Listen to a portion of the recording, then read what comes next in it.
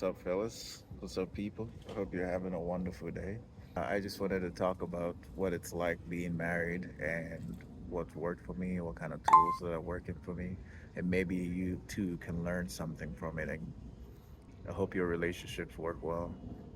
I hope your marriage lasts long, and we can put a dent on the stats. The stats are not looking good for us married men. It's basically doomed from the start. They're basically telling us that the relationships are not, they're failing. But I don't believe that that's the reality because these days the internet says one thing and reality is different. Reality takes a while to catch up. You can have a different narrative if you choose to. One thing that's worked for me that I have to admit is one is understanding that men and women are different. We're not the same. Doesn't mean that one gender is any better or superior than the other. We're just different. We complement each other. And it took me a while to understand in my younger years because they don't teach you any of this stuff.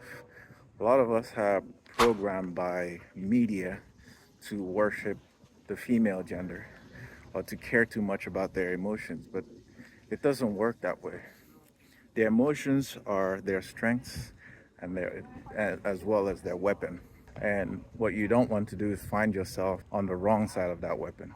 One thing that I've understood in my relationship that's worked so far for me is that it's not what I say, it's how I say it.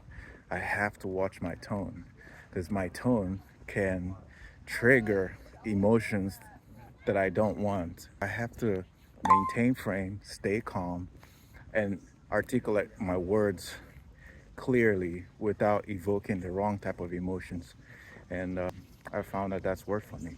And when you're dealing with an emotionally driven gender, you have to be very careful when you say things, how you say it, or communicate a message.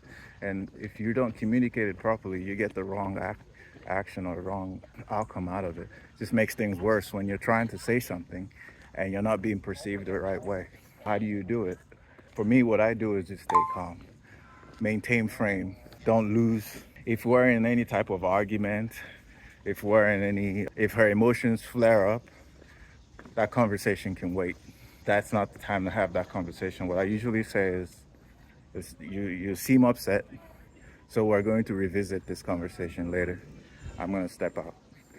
And I just leave. And I come back later and we can have the conversation. But what I don't want to do is have the conversation when I'm irritated or when she's irritated.